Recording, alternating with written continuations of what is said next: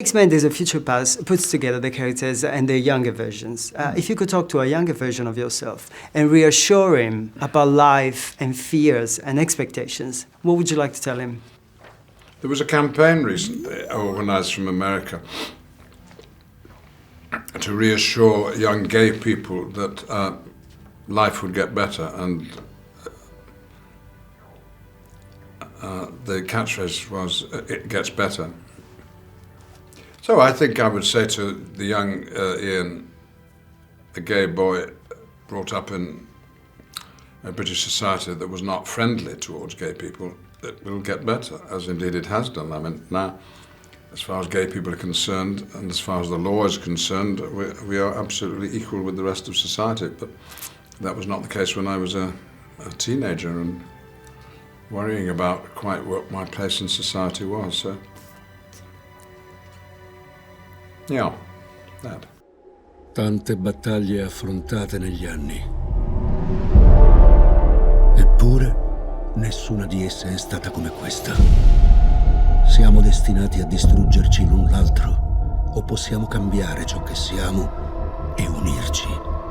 Il futuro è davvero già scritto. Magneto is one of the greatest villains in your career. Can you briefly talk about them and what makes a good villain to you? Well, you asked me what it's like playing villains. I don't think Magneto is a villain. What is he like? I don't make a judgment on the characters that I play. So even if somebody, a character I'm playing, does something really dreadful, something violent,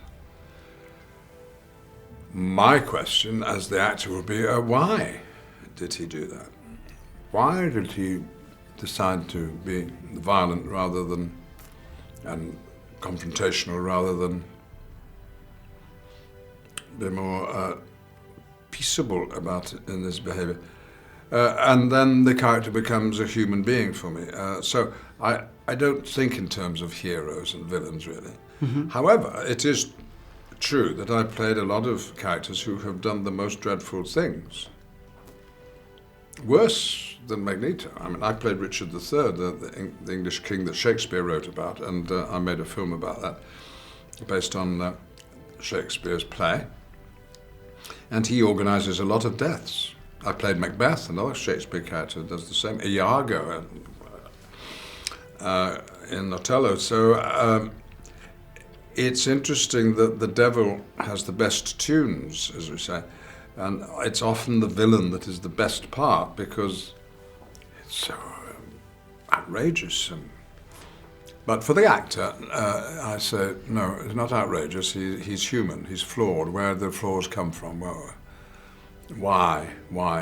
That's always the question I'm asking. What do you think in films, but in life too, we're sometimes fascinated by troubled souls, dark characters?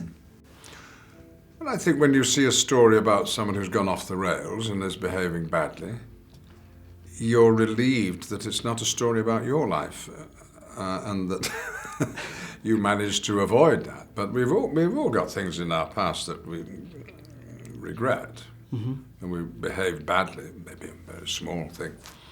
The argument that was unnecessary, and the slap that should never have happened. So I suppose to see those things writ large on the screen or on the stage it makes us feel comfortable about ourselves and relieved. Oh, thank goodness it's not me that this story is about.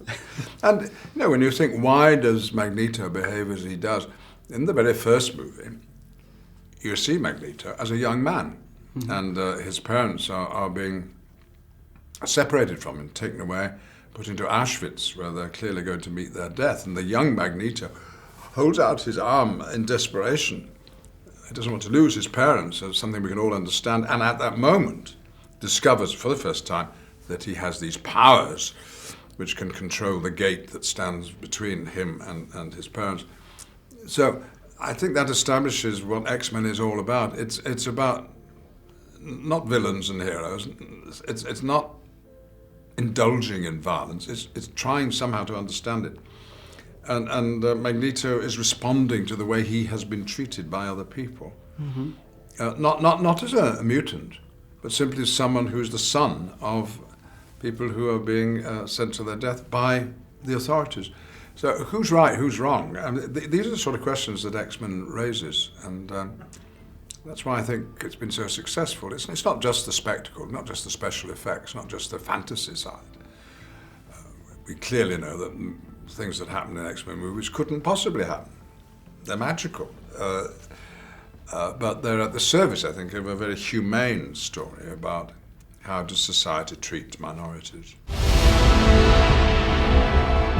Dovremo stare fianco a fianco, sebbene a quel tempo fossimo più distanti che mai. In Extras, you give a very weird acting advice. And in Vicious, you play an actor at the end of his career.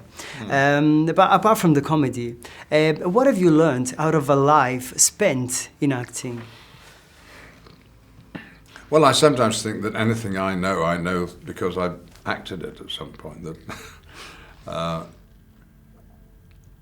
because I played very powerful people. I played Hitler in a television program. I've played Richard III. I played kings and great warriors on stage and on screen.